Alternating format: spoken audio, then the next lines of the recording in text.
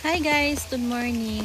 So nandito pala sa labas yung ating variegated staphyloides. So maulan dito ngayon guys. Yan, nilabas ko sila dito para mainitan sila.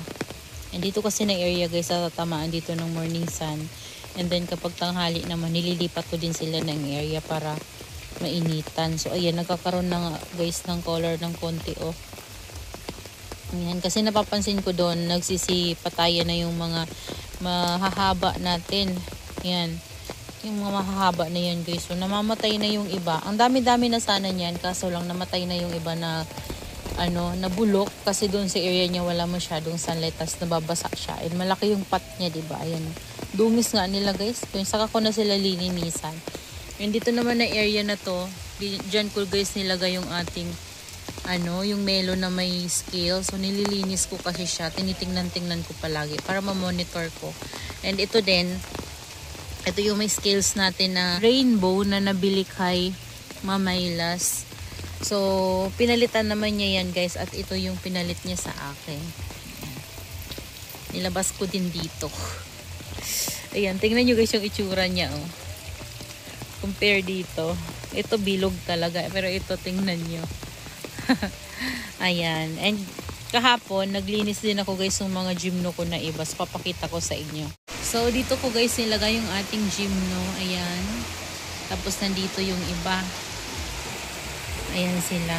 Ang lalaki na nila, no?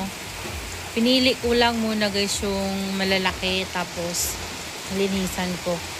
At dinagdagan ko sila ng yung nilagay ko sa kanila guys na toppings ay black sand. Ayan sila. Kaya medyo umayos yung itsura. At kinuskusan ko para mawala yung mga dumi sa katawan. Ayan. Ayan sila. O, diba ang lalaki nila guys? Lalo na yung nandun banda sa dulo. Ayan. Punta tayo guys sa garden. Ayan guys. Magulo na naman yung ating garden. So maulan dito sa amin ngayon. Ayan. Kagabi pa guys nagsimula yung ulan na yan. Magulo dito kasi yung iba natin na pinatong ko muna dyan. Kasi ito, nagkat ako ng cactus natin kasi magpo-propagate ako. Ini-air dry ko lang muna. And kahapon, kinat ko guys yung aking cubic frost. Yan kasi sobrang sobrang tangkad na niya. And marami kasi siyang babies sa ilalim. So para naman guys, lumaki yung mga babies niya. Diba to na paano? Okay naman siya guys. Ayan. So yan siya. Pinatong ko muna dyan kasi baka mabasa. Kasi nandun siya guys sa dulo nakalagay. So pinatong ko muna sila dyan guys. Ayan. Para kapag uminit, maiinitan sila. So yung mga plants naman natin dito, ayan sila guys. And yung graft ko guys, nakuha ko, tanggal na. Kaya binalik ko. Ayan o. Tapos meron akong ginawang bagong graft. Ito, kasi parang mamamatay na itong yung gymno natin. Siya guys color pink kasi siya sa top. Basta pink to. Tapos mayroon siyang baby na maliit, dinikit ko dyan. So tinatry ko lang, baka ma-save ko pa guys. Sayang kasi nag-iisa lang yung ganyan ko. Maliit pa yan dati, tas lumaki-laki na siya. So dahil nga yung mga natin, mga gymno natin dito, ayan o, tingnan nyo kapag umuulan. Yan, tingnan nyo guys, oh. Yung mga nababagsakan yan, nasisira talaga guys. Yan, isa guys sa mga nababagsakan ng tubig ulan doon. Ayan, galing kasi yan guys sa bubong, kaya malakas talaga yung yung tubig na bumabagsak sa kanila. Lalo na kapag sobrang lakas ng ulan. Meron nga dyan nabubulok, ito oh, nabubulok na siya. So, marami pa tayong lilinisin hanggang doon. So, lilinisin ko yan, guys. Ayusin ko yan sila. Pati pat nila nililinis ko.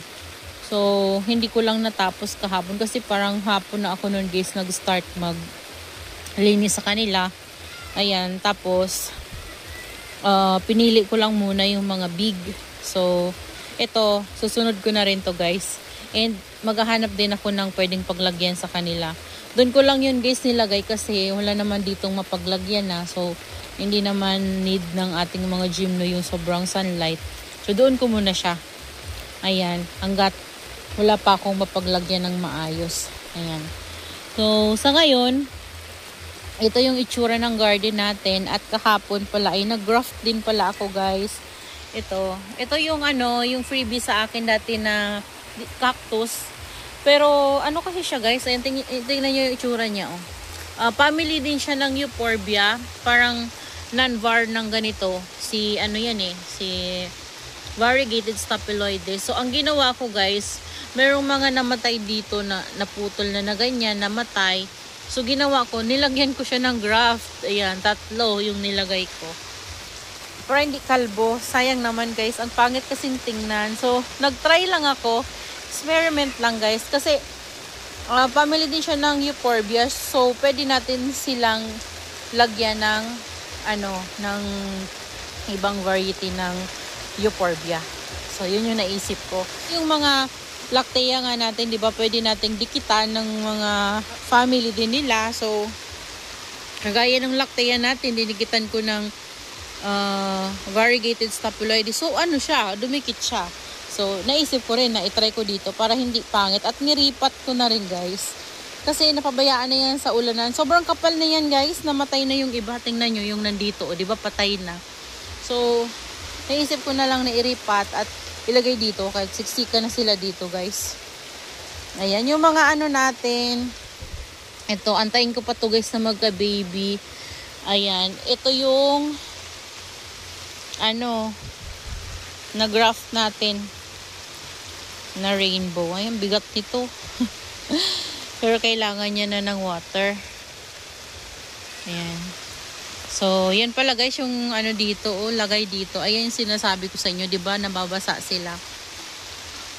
Kaya pinag-iisipan ko kung paano ko ba sila, guys,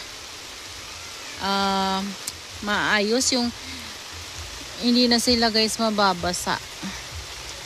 Pag nagkaroon ako, guys, ng time at hindi maulan, siguro ililipat ko yung natin, pitch dito sa baba. Ayan. Yung mga purple delete yung iaakyat natin para sila na lang yung mababasa sa taas. Sayang kasi kapag namatay yung mga natin, guys, peach snow. Ayan, ang tataba na kasi nila eh. And ayaw kasi nila yung lagi silang nababasa. Nagkakaroon sila ng fungus. Ayan, kalbo-kalbo na nga, guys, dahil nga nung bagyong Juan, and diniligan natin sila ng fungicide. So nagsisidry yung mga may tama. So ang dami kasi, guys, ng leaves niya na natamaan na talaga ng fungus. Kaya talagang makakalbo yan dahil yung mga may tama ng fungus, nagsisidry yun. Ayan, tapos lagi pa nababasa. Kaya yun talaga, guys, yung problem ko dito sa ko na to, sa area ko na to. Hindi ko alam kung kailan ko pa to sila, guys, maaayos. Yan, pero kahit paano naman, guys, inaayos-ayos ko sila. Yung dito pala, guys, kinat ko. Yan, para mabigyan naman ng sunlight yung nandito natin dahil napupungus na rin sila, guys. Yan, yung mga var pa naman natin to na mga propagations. So, kinat ko na lang dito. Ayun, nilagay ko dun, guys. Ayan. Ito yung ating variegated na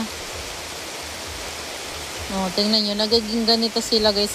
Kasi, alam nyo ba, kahit na uminit na dito ng ilang araw, nagiging mashi-mashi pa rin yung leaves ng iba nating mga halaman. Halos lahat sila nagkakaroon ng ganun eh. Lalo na yung mga var natin. Ayan, tingnan nyo, kahit na guys, may bubong, o diba nababasa pa rin sila dito, Tingnan nyo. Nababasa sila.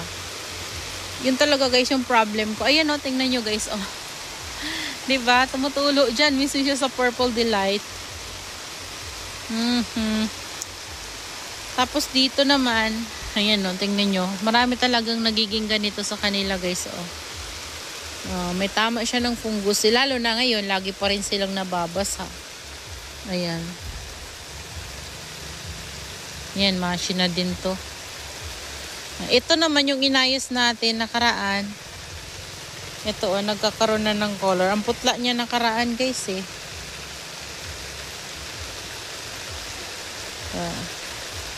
So, Ayan, yung baby nito guys, sobrang lalaki na. Tingnan nyo naman oh. Grabe, sobrang laki ng ano na to, ng pot na to. Kaya sobrang lalaki din ng mga succulents natin. Ayan. Alam nyo ba guys, before, natatakot din akong itanim sila sa malalaking pot. Kasi nga, 'di ba? Sabi nila, ang required talaga na pot ng ating mga succulents ay maliliit lang. Kasi nga hindi sila mahilig sa water. So kung gusto nyo guys mapalaki yung mga succulents nyo, ito try ko lang naman. Kasi napansin ko nga sila, nagtatribe siya sa akin. At gusto ko talaga yung malalaking succulents. Ayaw ko nung maliliit. So gusto ko yung mabili ko sila, tapos mapapalaki ko sila. Ayaw ko yung nabili ko malaki, liliit. Gusto ko, kung mabili ko sila kung anong size man yan, gusto ko mas mapalaki pa sila, mas maparami. So naisip kong itanim sila sa big pot. Kasi nga, dati pa talaga ako guys naghahalaman, yung mga orchids, ganyan, yun talaga yung mga collection ko before. So, matagal na din naman ako guys nag-alaga ng succulents. Tinry ko lang naman din guys na itanim sila sa big pot para isahang pot na lang. Yun yung naisip ko, isahang pot na lang, and then gusto ko nga mapalaki yung mga mga succulents natin. And alam nyo guys, sobrang gumanda talaga sila. Promise, tingnan nyo naman oh. Sobrang lalaki ng heads. Oh, kita nyo ba? Ayan, 'di ba? Ang lalaki nila. Kaya naman tuwang-tuwa ako. Yan, tuwang-tuwa ako sa kanila guys kasi napalaki ko talaga sila ng ganito. Kahit yung mga Echeveria succulents natin. Ayan, sana dito din sa mga cactus, papalaki ko rin sila guys. Ayan, ito yung mga na-save ko guys na mga lactea galing dun sa nabulok natin na red. Di ko alam kung 100% ba na masisave ko sila. Pero yung nandito namatay oh. Ayan, namatay yung nandito kong nilagay. Sayang. Pero pwede pa natin yan lagyan ng ibang graft. Lagyan natin dito ng ibang crested na lactea para hindi naman sayang yung part na to. So, ayan sila guys. Ayan yung itsura ng ating garden. So, dito, kahit na pinugutan ko yung iba dito guys, ay okay naman. Merong hindi maganda yung lagay nila, kagaya nito. Pero tingin ko okay naman yung pinakamababa. Yung mga pinagkatan lang ng gunting guys, nag-dry. Bali, parang nabulok, ganun. Pero yung sa baba, okay naman. Hindi kasi guys maiwasan kasi nga palaging umuulan-ulan. Kagaya ngayon, umuulan na naman. Iinit, tas biglang uulan. Ganun yung klima dito sa amin. Sobrang init talaga pag lumabas yung araw. Pero kapag umulan naman, grabe naman guys. Yan, nabibigla din yung mga succulents natin na sa sobrang init, tas bigla silang mauulanan, mababasa. So, kaya sila nagkakaroon ng mga she leaves. Ayan, tapos yung iba nararat. Yan, hindi maiwasan yung mga kinatan natin na ganyan, nasisira talaga. Pero, meron naman dyan guys na tuloy-tuloy pa rin yan. Magbibaby yan guys sa pinakapuno. Yan, wag lang tayo matakot mag-cuttings. Kung kayo, konti lang yung mga ganito nyo, purple delights nyo, ito kasi guys, sa parami ko na talaga sila. Saka leaf propagate natin, at saka cuttings, sa parami ko sila. So, kaya hindi na ako masyadong nag-worry na baka maubos sila, ganyan. Hindi na ako natatakot na mag-cuttings. So, kayo guys, kung konti lang yung purple delights nyo, yan, at gusto nyo maparami, i-secure nyo muna. Dapat dry yung soil mix nila, tapos ilagay nyo sa area na hindi muna sila mababasa pero may araw syempre. So, saka kayo mag-cuttings. Tapos air dry nyo lang yung kinat nyo. Tapos kapag tuyo na yon, or antayin yung mag-ugat muna bago nyo sila itanim sa new soil. So, pwede nang gamitin nyo guys ng basa-basa yung soil mix nyo kapag may ugat na yung itatanim nyo. Kasi mabubuhay na yan sila. Pero kapag wala pang ugat, huwag yung itanim sa basang soil. Syempre, kasi wala pang ugat, so hindi pa siya makakapag-inom ng water. So, mabubulok siya. Ayun. So, yun lang naman guys, yung mai-share ko sa inyo. Ito yung mga lacteas natin. Hindi ko pa rin natatanggal yung ibang tali ko guys sa iba kong lactea kasi baka matanggal pa. So, pero dikit na to guys, so dikit na. Yung iba lang guys, kasi may inulit kasi ako dyan. Hayaan na lang natin, hindi naman yan guys mapapano. Ito nga, dinikitan ko na nung red, oh. Kasi yung nandito na nilagay ko, guys, malaki yun. So, nabulok. Nilagay ko maliit na. Parang wala na din to, guys, oh. Wala na din to, guys, oh.